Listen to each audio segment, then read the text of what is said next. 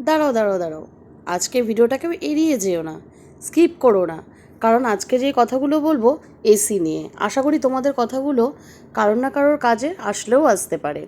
তো প্রথমেই বলে রাখি, যখন প্রচুর গরম পড়ে তখন আমরা সবাই এসি, কম বেশি সবাই হয়তো এসি কিনি।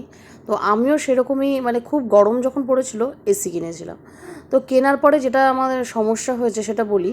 তখন ওদের কাজের প্রচুর চাপ থাকে, কোম্পানিতে এক্সট্রা লোক নেওয়া হয়, যারা কাজ জানে না তাদেরকেও নিয়ে নেয়, মানে কোনো রকম কাজ শিখেছে ব্যাস নিয়ে নিল, যেহেতু এসির একটা চাপ থাকে তখন।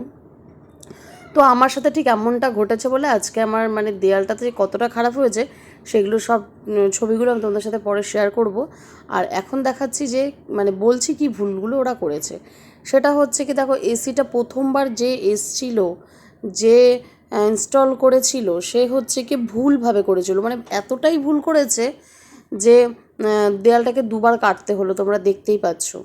তারপরে আরও একটা কথা, যে আমাকে হোয়াইট সিমেন্ট এনে রাখতে বলেছিল, যেহেতু এটা আমার দোতলার ঘর, ওই পাশ থেকে গিয়ে ওই মানে যে ফুকাটা করা হয়েছে সেটা বন্ধ করার কথা ছিল, সেটা করেনি।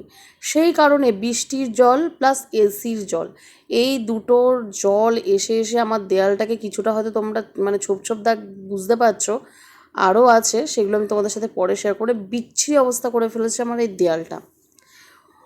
ওরা মানে কাজটা ঠিকঠাকভাবে করেও নি, এমনকি ওদের কাছে র্যাপিং পেপার ছিল না বলে প্লাস্টিক জুড়ে দিয়ে গেছিলো। যাক, সেইভাবে চলছিল, প্রথমে আমি বুঝতে পারিনি। অনেকে বলে এসি ঘামলে জল পড়ে, কিন্তু এতটা দেয়াল নষ্ট হয়ে যাওয়ার মতন, আমি তো সত্যিই অবাক। তারপরে যাই হোক, আমি একটা ওদের কোম্পানিতে আমি আমার যেহেতু লয়েড কোম্পানির, তো সেখানে আমি ফোন করি, ওরা আমাকে সার্ভিসিংয়ের জন্য লোক পাঠায়।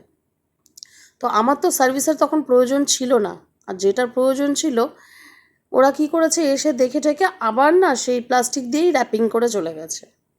কিসের জন্য হচ্ছে কী বৃত্তান্ত কিছু না। পরে যখন আমার দেয়ালটা অনেকটাই নষ্ট হয়ে গেল, তখন আমি কোম্পানির সাথে আরেকবার কথা বললাম, তখন কি কি বলল সেটা এবার আমি তোমাদের বলবো। আশা করি তোমাদের সত্যিই ভালো লাগবে। আমার সাথে হয়ে যাবে সেটা বলি। ওরা প্রথমে যে সার্ভিসিংয়ের জন্য লোক পাঠিয়েছিল তারা তো ওইভাবে কাজ করে চলে গেছে।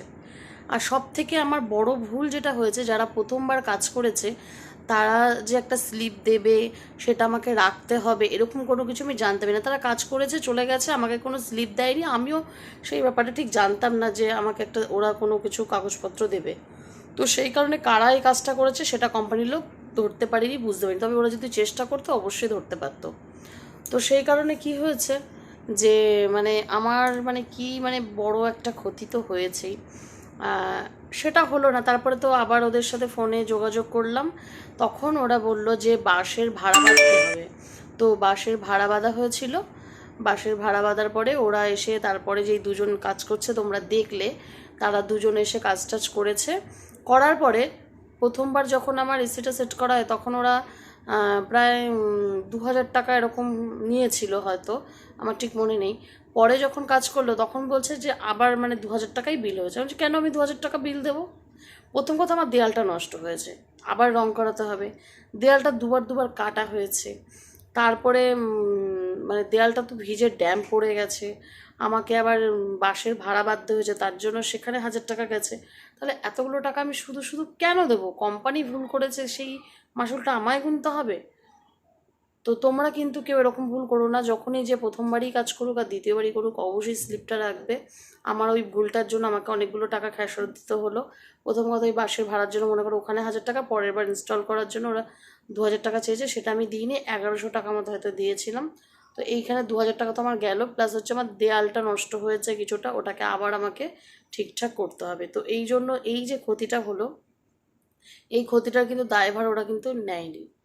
তো সবসময় যারা এসি সেট করবে, মানে বিশেষ করে খুব গরমে ওদের কাজের চাপ থাকে, তখন ওরা উল্টোপাল্টা লোক দিয়ে করায়।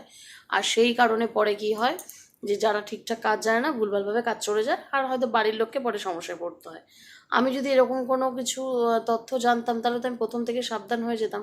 যেহেতু জানতাম না, এটা আমার সাথে ঘটলো প্রথমবার, ওই জন্য তোমাদের সাথে শেয়ার করলাম, যদি কারোর কাজে আসে।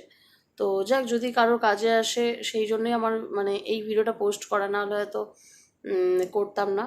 তো ঠিক আছে, যদি তোমাদের কারো কাজ লাগে এই জন্যই। তো চলো আজকের মতন এই ব্লগটা, মানে এটা ঠিক মানে কি বলবো, এটা আমার কাছে মনে হয় একটা জরুরি, মানে এমনি ডেলি ব্লগ আমরা তো অবশ্যই দিই, কিন্তু একটা জরুরি কথা আমার মনে হলো তোমাদের জানাই, তো জানালাম। ওই জন্য আজকে আর অন্য কোনো কিছু, অন্য বিষয়ে আর কথা বললাম না। আমার যে সমস্যাটা হচ্ছে সেই বিষয় নিয়েই বললাম। তো চলো আজকের মতন এটুকুই, দেখা হচ্ছে নেক্সট ব্লগে। চলো, শুভরাত্রি, সবাই ভালো থেকো, সুস্থ থেকো, সাবধানে থেকো।